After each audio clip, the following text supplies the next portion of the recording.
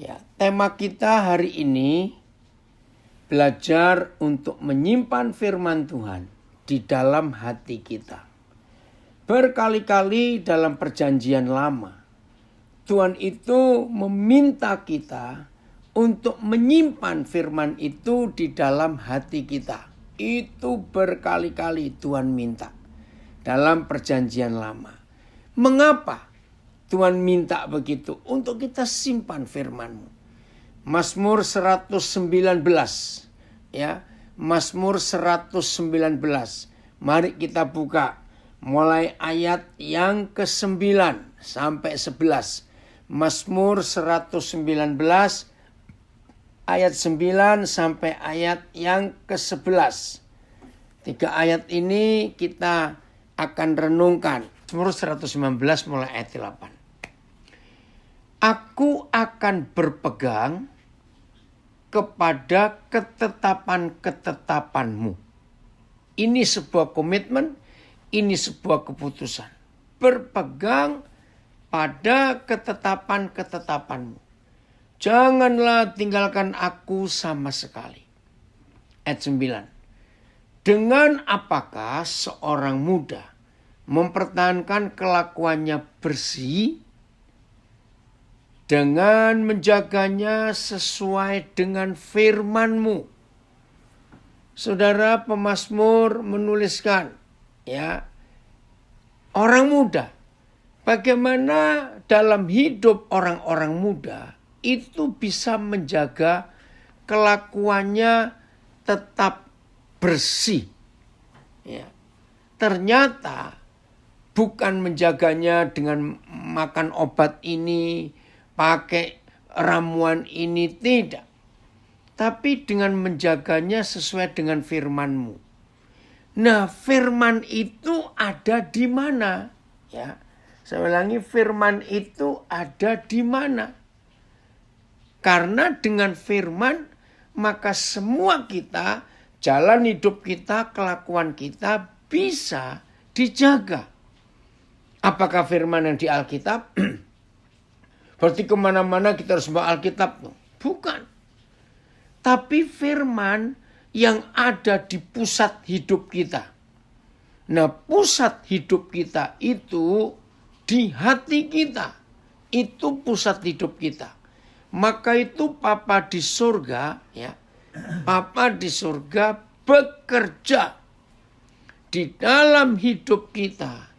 Itu bukan melalui sikap doa kita. Papa kita bekerja dalam hidup kita bukan karena kita sering doa puasa. Tidak. Papa di surga bekerja di hidup kita bukan karena kita rajin pelayanan. Bukan. Firman Tuhan yang bisa menjagai, menuntun langkah hidup kita untuk tetap benar dan berkenan kepada Tuhan. Ternyata kalau firman itu kita simpan di hati kita. Ayat 10. Dengan segenap hatiku. Nah, lihat ini. Dengan segenap hatiku. Bukan dengan segenap pikiranku. Bukan dengan segenap kekuatanku. Tapi dengan segenap hatiku. Ya. Aku mencari Engkau. Hati. Jadi pusat hidup kita itu adalah hati. Janganlah biarkan aku menyimpang dari perintah-perintah-Mu. Saudara, ada banyak hal yang kita doakan, yang kita minta kepada Papa di surga. Ya, saya ulangi, ada banyak hal, ya, yang kita minta dan kita doakan di hadapan Papa di surga.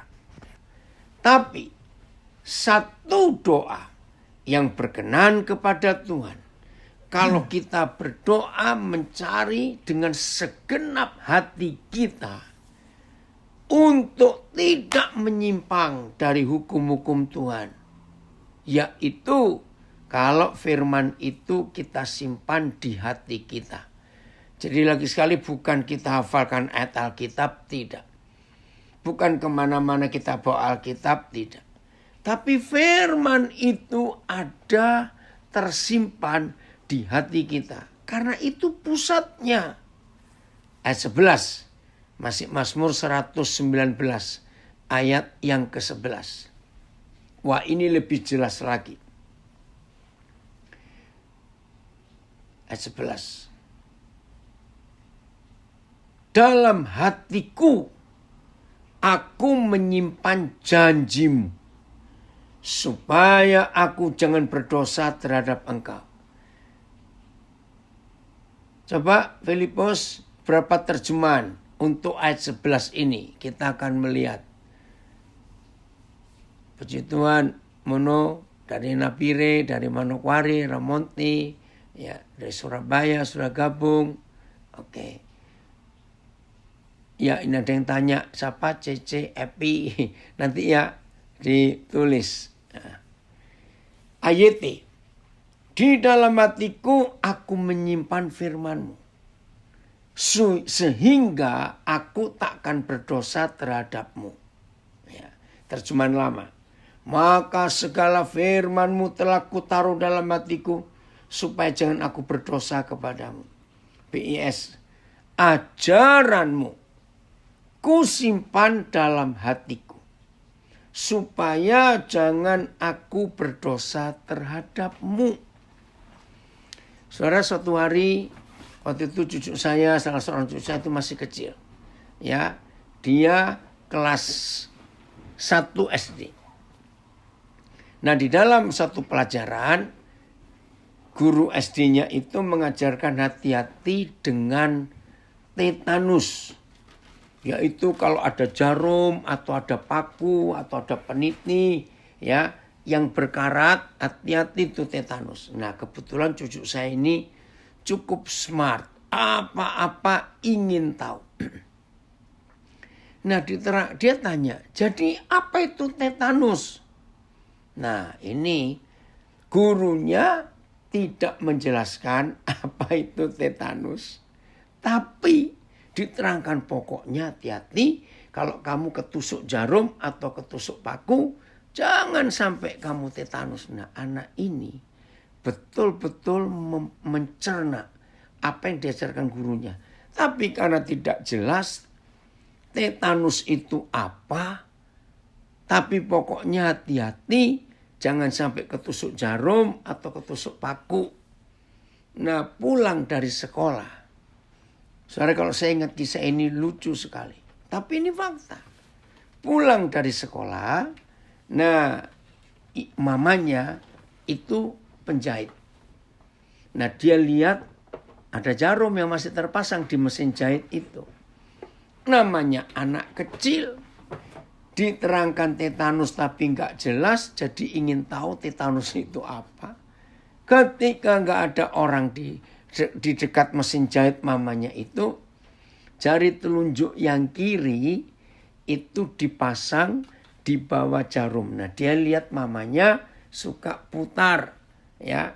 Nah, dia taruh jarinya itu dan dia jari kiri ya, dan dia putar pemutar mesin jahit itu di sebelah kanan. Jurp, bisa bayangkan masuk, saudara. Karena masih muda juga, jadi jarumnya bisa masuk. Karena dia terkejut, dia tarik dengan cepat. Nah, lebih fatal lagi, jarumnya patah karena ditarik dengan paksa itu. Jeritlah dia. Nah, kebetulan saya ada di rumah anak saya itu hari itu. Kami juga kaget, tapi juga geli. Gelinya begini loh. Setelah dibawa ke rumah sakit ya untuk cabut jarumnya itu. Nah, anak ini memang cucu saya itu kuat sekali. Nah, dalam perjalanan pulang, dia tuh ditanya oleh mamanya, loh, kamu itu kenapa? Kok masukkan jarimu itu di bawah jarum itu? Nah, anak ini, ya Epi, bisa dua-dua, ya, dan Sander dan Radi terserah, itu sama, ya. Nah, dia jelaskan gini, di sekolah tadi diterangkan tentang tetanus. Tapi guru saya tidak menjelaskan tetanus itu apa. Pokoknya hati-hati kalau kena jangan sampai ketusuk jarum atau ketusuk paku. Nah, jadi saya tuh pengen tahu tetanus itu apa. Maka dicobalah cari itu. Saudara, kisah ini apa yang kita baru baca di Mazmur 119 ayat 11 itu. Semua perkataan yang disimpan di dalam hati. Nah, tergantung bagaimana. Ya. Maka itu saya baca yang BIS-nya. Ajaranmu, ya 119 ayat 9. Ajaranmu kusimpan dalam hatiku, supaya aku jangan berdosa terhadapmu. MELT. Aku telah menyimpan firman-Mu dalam hatiku, supaya aku tidak berbuat dosa melawan Engkau.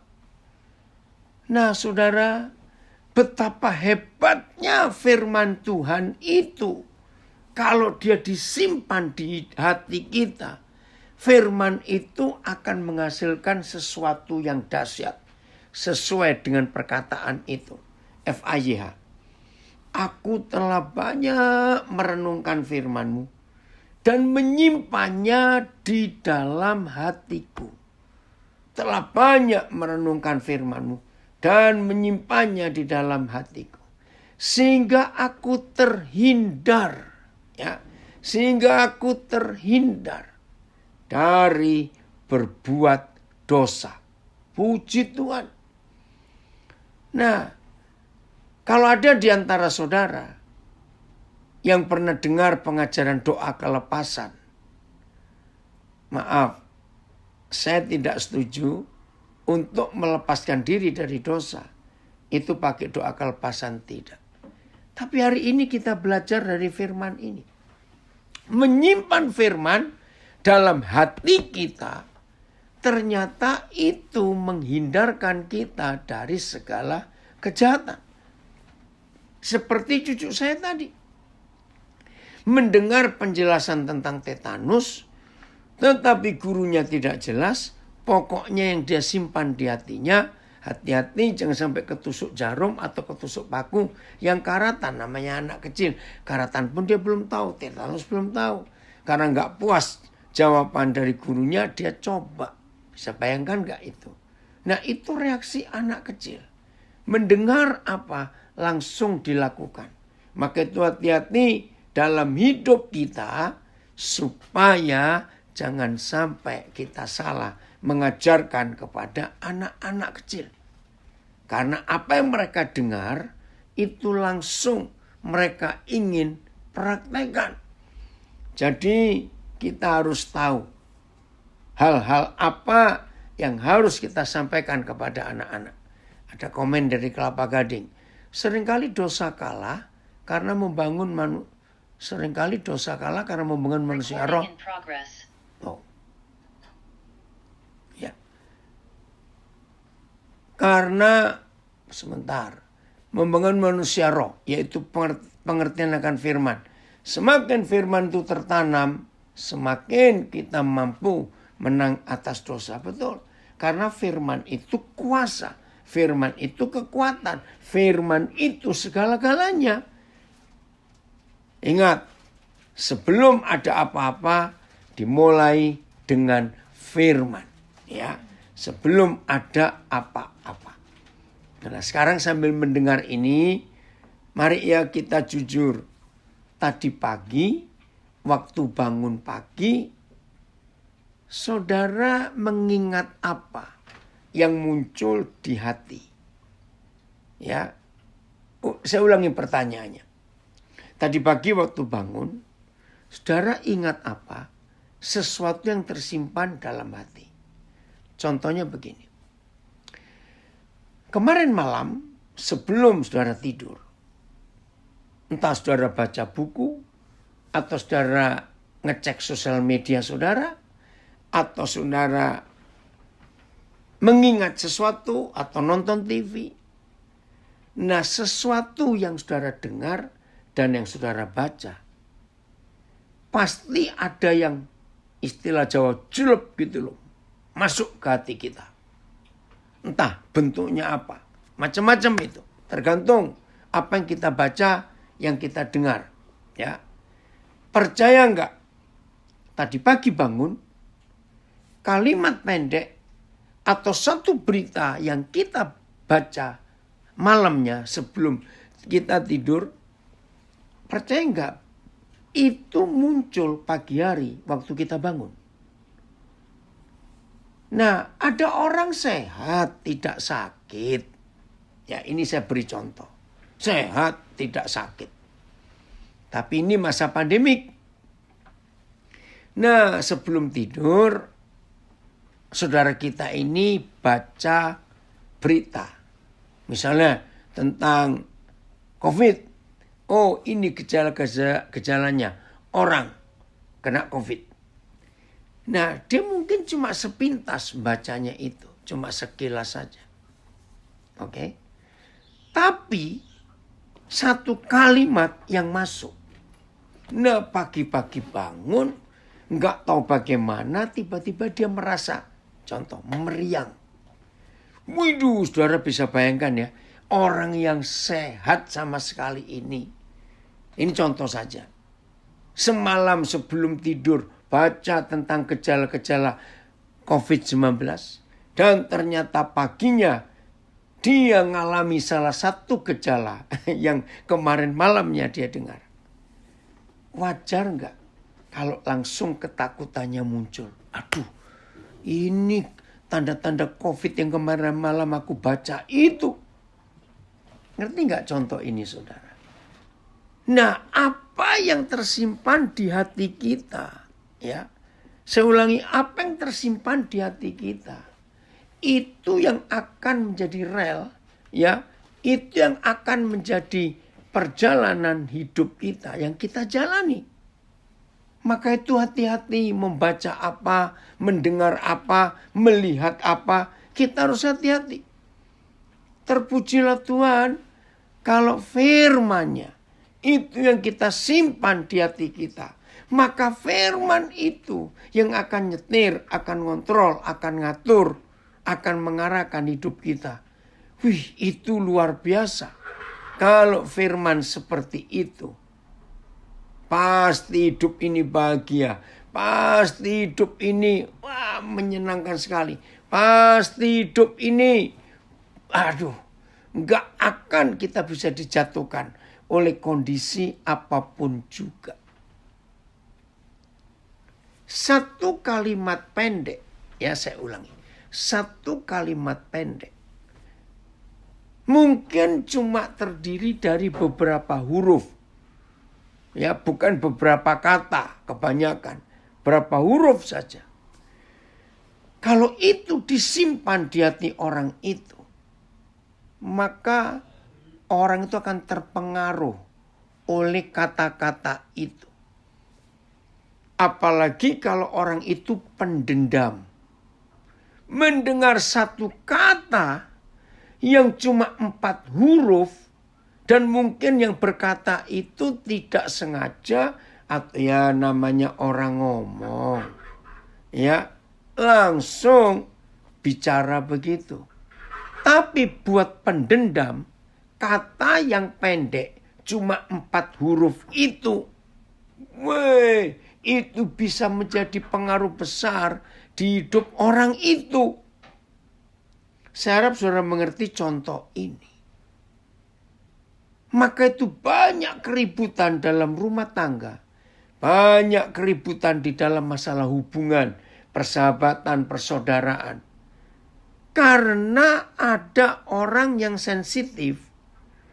Sehingga begitu mendengar satu kata pendek saja, itu punya pengaruh besar di hidup orang itu. Tapi ada orang yang cuek hidupnya. Ya, gampanglah. Orang ngomong-ngomong panjang apa saja, orang itu cuek. Nah, itu beda.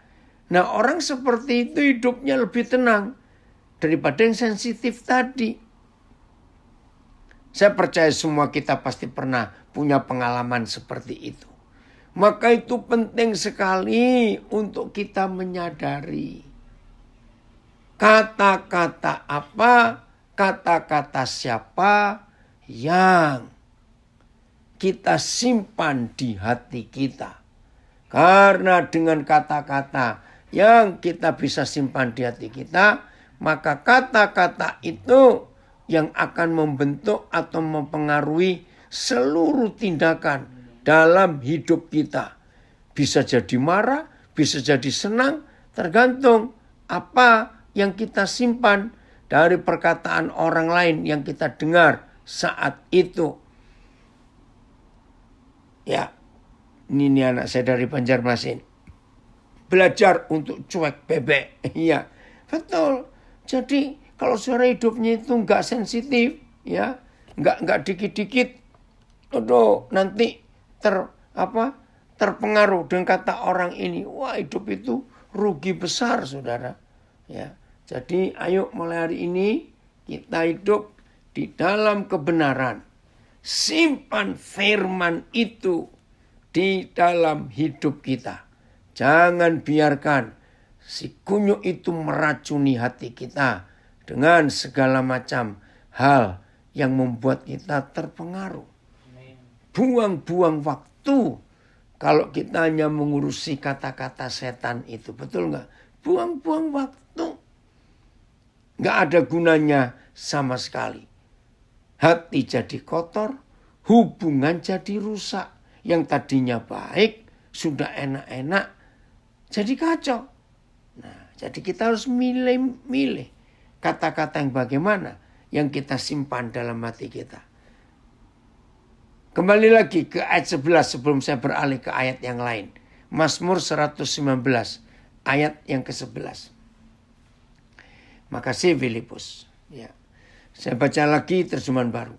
Dalam hatiku aku menyimpan janjimu supaya aku jangan berdosa terhadap engkau. Ayat ini. Di dalam hatiku aku menyimpan firman-Mu sehingga aku tak akan berdosa terhadap-Mu. Terjemahan lama. Maka segala firman-Mu telah kutaruh dalam hatiku supaya jangan aku berdosa kepadamu. PS ajaran-Mu. Nah ini bedanya ajaran-Mu. Kusimpan dalam hatiku supaya aku jangan berdosa terhadap engkau. Luar biasa. Oke, ini ada komen anak saya dari Taipei. Ya, betul nak. Kalau kita menyimpan firman Tuhan, hidup ini jadi tenang. Hati jadi tenang. Nggak usah takut lagi menghadapi apapun juga. Terima kasih Bapak untuk firman-Mu. Maka itu kita harus pilih-pilih. Kita harus milih suara siapa, firman siapa yang kita harus dengarkan untuk hidup ini. Kalau tidak saudara, saya punya kalimat ini. Bisa-bisa kita ini jadi tong sampahnya setan loh. Ngerti nggak kata tong sampahnya setan? Begitu setan tahu ada di antara kita yang bisa dijadikan langganan. Kok nggak enak betul langganan kok. Apa setan yang jadikan langganan? Apa itu jadi langganan setan? Yaitu kalau setan tahu ada di antara kita. Sangat gampang dipengaruhi dengan kata-kata. Lagi sekali orang-orang yang sensi itu tadi. Wih, setan akan menghafalkan orang itu. Jadi setan suka membuangi sampah ke hidup orang itu. Karena buat setan, orang itu memang hatinya terbuka untuk jadi tempat sampah. Nah kan bodoh. Oke, ini anak saya komen. Jadi subscribernya setan. Idemu bagus juga, benar. Jangan dijadikan subscribernya setan. Oh, terima kasih, ide bagus itu. Ayo kita jujur pada diri kita sendiri. Apa yang kita pilih untuk kita simpan di hati kita? Ya, dulu waktu saya masih sekolah minggu di gereja Pantekosta ini jadi lagu. Maka perkataanmu telah ku simpan dalam hatiku supaya jangan supaya jangan aku berdosa padamu. Itu lagu dulu itu. Oke. Ada yang komen dari Nabiri. Setan suka orang yang sensi murahan. Betul. Gampang sekali. Ya, begitu dengar sesuatu yang wah, langsung nyolot itu istilahnya. Ya, jadi kita jangan mau jadi langganan tempat sampah setan. Jadi tempat sampah aja sudah nggak enak. Ini jadi langganan lagi. Aduh, hidup kok begitu menderita kalau sampai jadi langganan tempat sampahnya setan. Oke, kita buka Yosua pasal 1. Ya, ada yang komen ini. Saya belum kenal siapa ini, Pak Artono Chandra. Betul sekali. Kalau kita sering mendengarkan firman, pada saat ini kita lebih tenang. Betul. Daripada kita mendengar berita-berita yang menakutkan, yang gak jelas lagi. Apalagi yang hoax itu. Ayat 1. Ya. Judulnya menarik. Perintah Yahweh kepada Yosua untuk merebut tanah Kanaan. Nah, ternyata ada firman yang disampaikan oleh Bapa di surga kepada Yosua untuk merebut tanah Kanaan itu. Sesudah Musa hamba Tuhan itu mati. Jadi mentornya Yosua sudah dipanggil Tuhan. Berfirmanlah Yahweh kepada Yosua. Saudara perhatikan. Ya sorry. Di situ bisa. Oh enggak bisa. Berfirmanlah Yahweh kepada Yosua. Nah saudara. Bukan diberi bekal ini, diberi bekal itu. Yosua tidak. Ya, Yosua diberi firman. Itu bekal untuk menjadi pemimpin Israel. Saya ulangi, diberi bekal firman. Bukan hal-hal yang lain, firman. Ya, pegang ini. Sesudah Musa hamba Tuhan itu mati, berfirmanlah Yahweh kepada Yosua bin Nun, abdi Musa itu. Berfirman. Oh Tuhan, terima kasih. Ada yang mohon doa. Saya belum kenal siapa ini ya. Doakan kami semua agar supaya tidak menjadi tempat sampahnya setan. Nah, ini enggak cuma bisa didoakan. Ambil keputusan. Tolak semua sampah-sampah setan. Gosip, hoax, salah dengar, salah faham. Buang semuanya. Jadi enggak cuma bisa didoakan, harus ada tindakan. Saya ulangi, doakan kami semua agar supaya tidak menjadi tempat sampahnya setan. Biarlah kita semua menjadi tempat firman Tuhan Yesus. Amin. Haleluya. Itu kerinduan kita, menjadi tempat. Ya. Oh, ya. Jadi firman yang disampaikan Yahweh Tuhan kepada Yosua untuk menjadi pengganti Musa. Demikian firman-Nya ayat 2. Hambaku Musa telah mati. Sebab itu bersiaplah sekarang. Seberangilah sungai Yordan ini. Engkau dan seluruh bangsa ini menuju negeri yang akan kuberikan kepada mereka, kepada orang Israel itu. Saudara, untuk menuju ke Kanaan harus menyeberang Yordan. Enggak diberi bekal apa-apa. Hanya diberi bekal firman. Demikian firman Yahweh Tuhan kepada Yosua. Untuk pergi menyeberangi sungai Yordan. Menuju negeri yang akan kuberikan kepada mereka. Kepada orang Israel itu. Ayat 3. Setiap tempat yang akan diinjak oleh telapak kakimu, kuberikan kepadamu. Seperti yang telah kujanjikan kepada Musa. Nah, saudara perhatikan.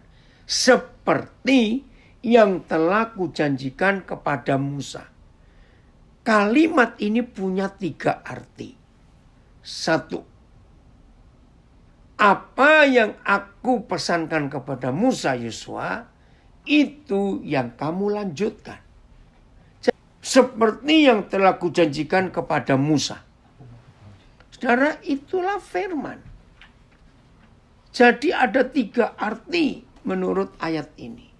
Yang pertama, apa yang Papa pesan kepada Musa, dan Musa telah dipanggil Tuhan, maka Yosua melanjutkannya. Jadi Tuhan gak pelin-pelan. Dia konsekuen kepada apa yang Tuhan janjikan. Hal kedua, ya, artinya seperti yang telah kujanjikan kepada Musa.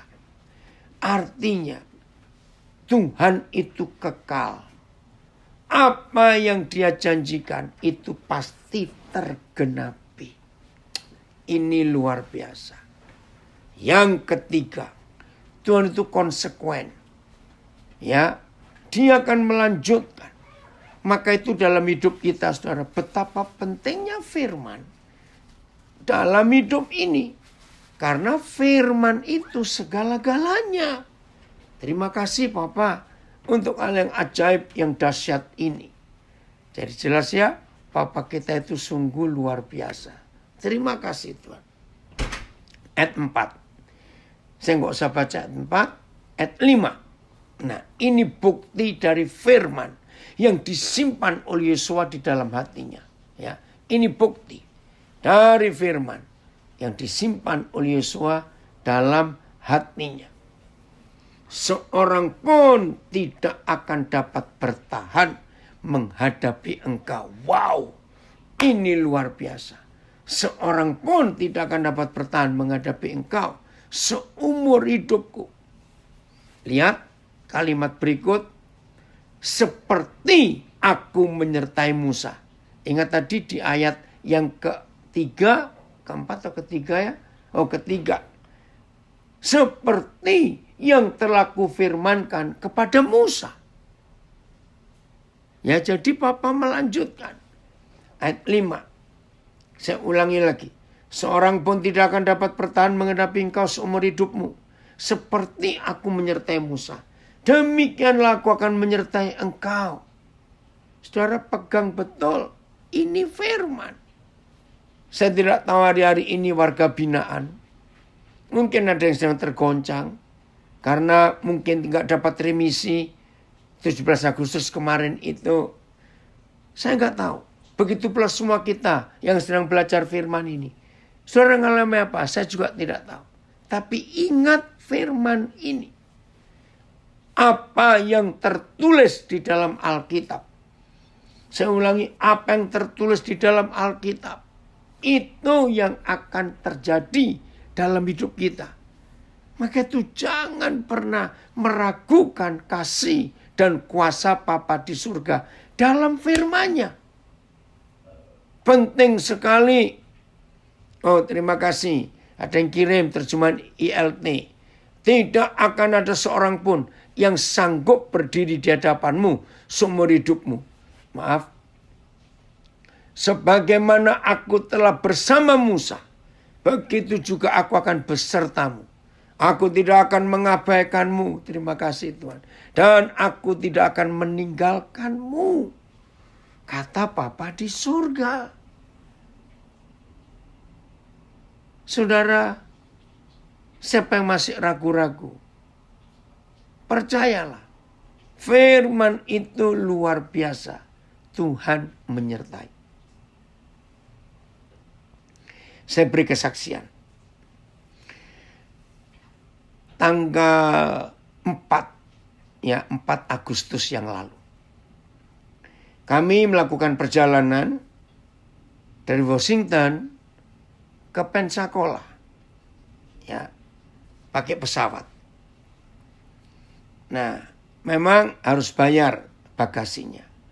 Nah, cuma waktu kami beli tiket, kami itu belum tahu berapa bagasi yang kami bawa. Satu bagasi bayarnya $35. Ya, karena kami masih berunding mana yang dibawa, mana yang tidak. Akhirnya kami harus bawa 2 bagasi. Nah, kami harus bayar $70. Nah, Uang cash ada. Ya, kartu ada. Ya. Saudara, tapi begitu kami mau bayar, ternyata uang saya di saldo yang bank saya di Amerika itu nggak cukup. Lalu saya pakai kartu yang dari Indonesia. Nggak bisa juga. Lalu anak saya bawa kartu juga. 2 kartu dicoba, tidak bisa. Waduh, panik juga. Nah, saya telepon yang ada di Washington. Ya jaraknya cukup jauh, nggak mungkin balik. Dan waktunya juga mepet. Nggak bisa. Bentar ada yang tanya. Bentar. Ayat yang mana? Oh, ya itu Yesaya 55. Coba cari ya, strength. Yesaya 55. Oh ya itu, terima kasih. Ada yang nulis itu, strength. Ya. Nah, saudara, waktunya makin mepet. Kami panik. Karena bagaimana ini? Uang cash ada tapi nggak bisa terima. Harus pakai kartu. Ajaib pertolongan Tuhan. Sungguh. Sudah tinggal sedikit. Sampai saya sudah bilang, ya udah kami berempat.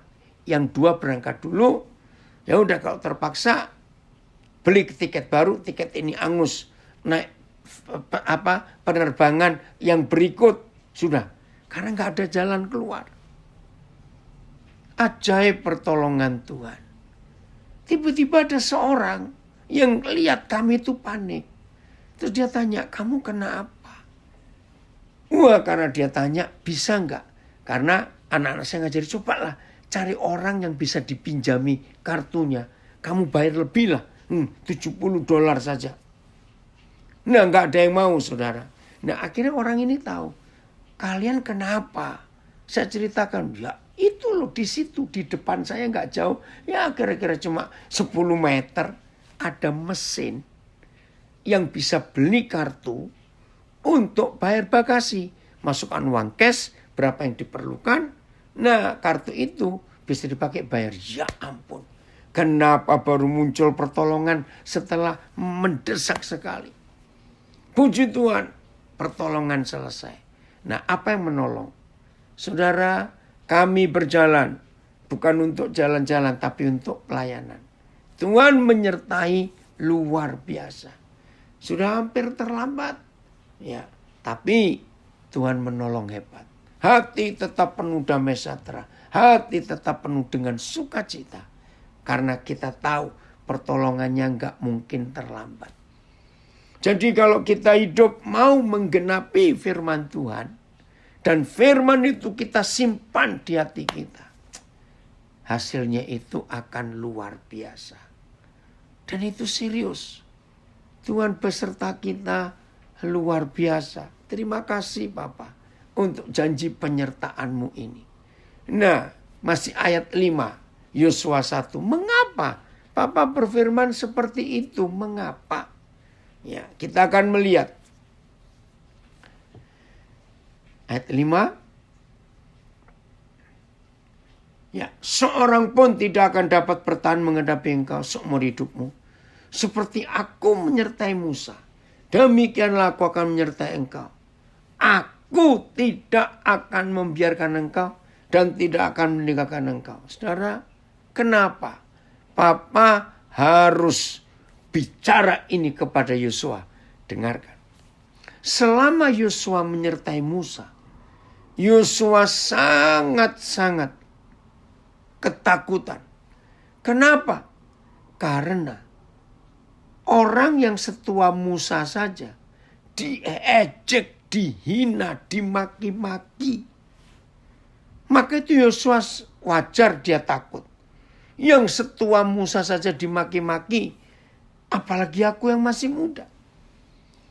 Nah, firman ini Yosua simpan di hatinya. Aku tidak akan membiarkan engkau dan tidak akan meninggalkan engkau. Enggak cuma itu. Seorang pun tidak akan dapat bertahan menghadapi engkau seumur hidupmu. Seperti aku menyertai Musa, demikianlah aku akan menyertai engkau. Luar biasa. Warga binaan yang dikasihi Tuhan, wajar, tapi maafkan saya. Kalau saudara berpikir, nanti kalau aku bebas, kira-kira ada orang percaya aku tidak ya? Jangan takut. Berapa waktu ini kita sudah mendengar banyak tentang yayasan Yasindo. Ada jalan keluar. Maka itu kalau saudara tidak masuk Yasindo, asal hidup saudara seperti Yosua, mau taat pada firman Tuhan. Lagi sekali khusus warga binaannya. Kalau hidup saudara berkeputusan mau taat kepada firman Tuhan, sungguh semua hal yang jelek yang orang tahu bahwa saudara itu narapidana, maafkan saya pakai kata ini, percayalah, kemuliaan Tuhan lewat firman yang saudara simpan di hati saudara. Ya, saya ulangi lagi, warga binaan, wajar kalau saudara nanti keluar bebas mikir, kira-kira orang percaya aku enggak ya? Aku diterima enggak ya?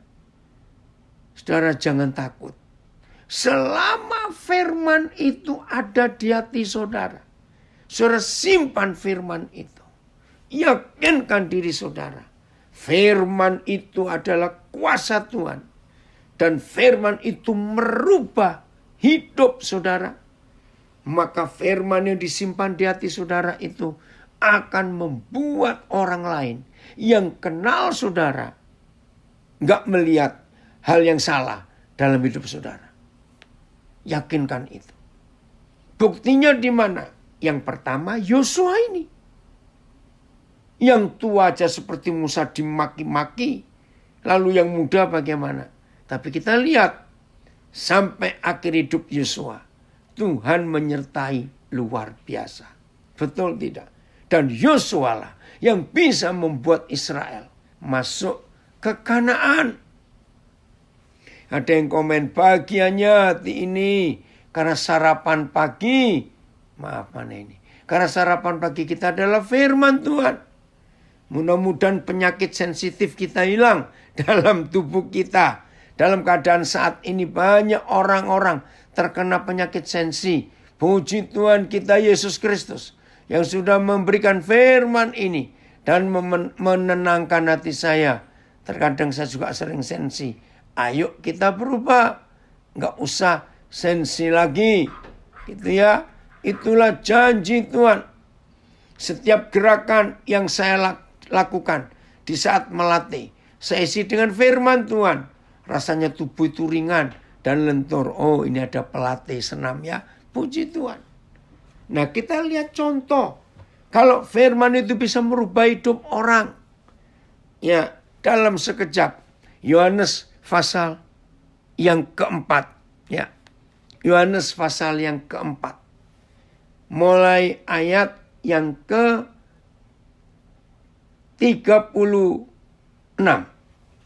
Yohanes 4 mulai ayat 36.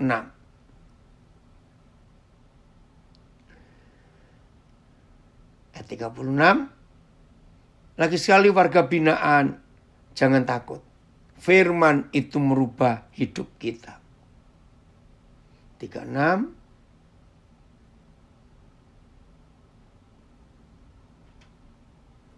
Oh maaf, bukan. Ya 36 ya. Sekarang juga penuai telah menerima upahnya. Dan ia mengumpulkan buah untuk hidup yang kekal. Sehingga penabur dan penuai sama-sama bersuka cita. Sebab dalam hal ini benarlah peribahasa. Yang seorang menabur dan yang lain menuai. Saudara, inilah kerjanya firman. Jadi kalau kita ditaburi firman, kita mendengar firman, maka firman itu bertumbuh di hidup kita. Nah, firman yang bertumbuh di hidup kita, nanti ada waktunya orang menuai firman itu. Nah, lihat. Dalam waktu yang singkat, Tuhan Yesus memberitakan firman kepada seorang perempuan di Samaria. Firman itu bertumbuh dalam hidup wanita ini. Dan wanita ini mengalami perubahan yang luar biasa. Ya, ayat 38. Aku mengutus kamu untuk menuai apa yang tidak kamu usahakan. Orang-orang lain berusaha dan kamu datang memetik hasil usaha mereka. Nah, nanti kita akan lihat ini. Yang dimaksud siapa? Tuhan Yesus menaburkan firman di hati perempuan Samaria ini. Ya. Nah, murid-murid tidak ikut menabur, tapi ikut menuai juga, memetik hasilnya. Kok bisa? Karena wanita ini jadi penginjil pertama di dunia. Karena firman yang disampaikan Tuhan Yesus tersimpan di hati wanita ini. Nah, setelah perjumpaannya dengan Tuhan Yesus, wanita ini pulang ke kampungnya. Lihat apa yang terjadi ayat 39. Dan banyak orang Samaria dari kota itu. Luar biasa. Banyak loh saudara, bukan sedikit.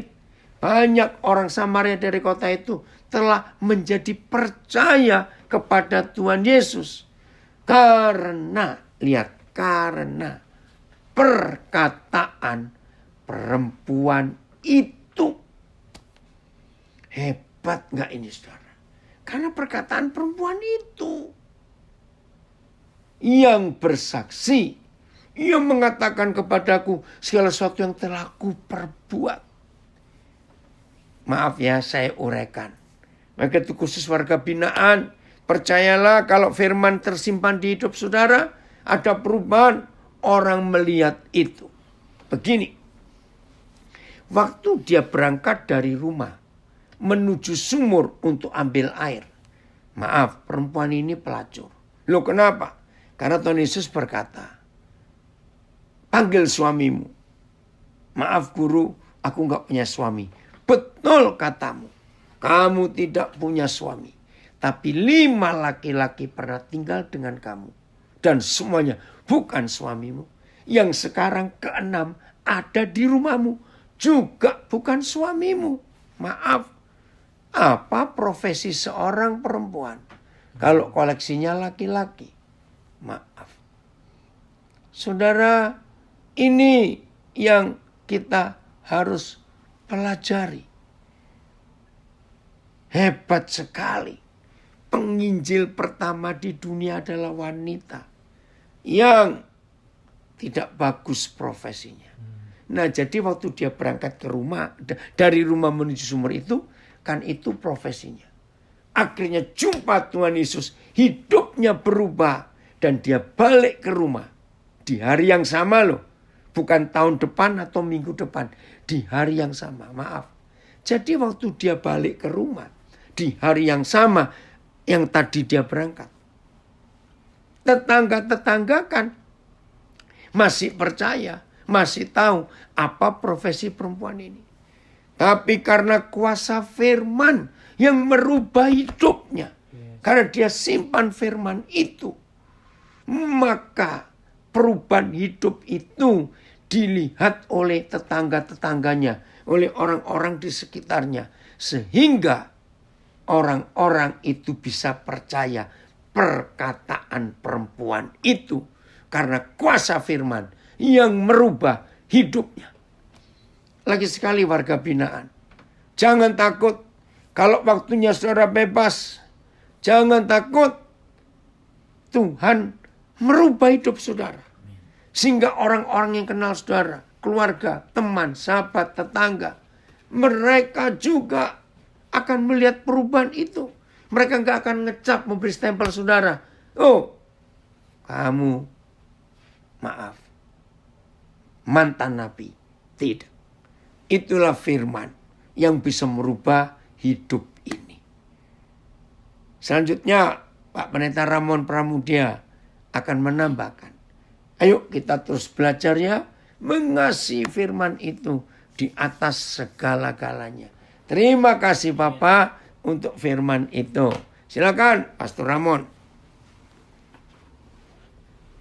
Puji Tuhan, dapat berkat yang luar biasa ya.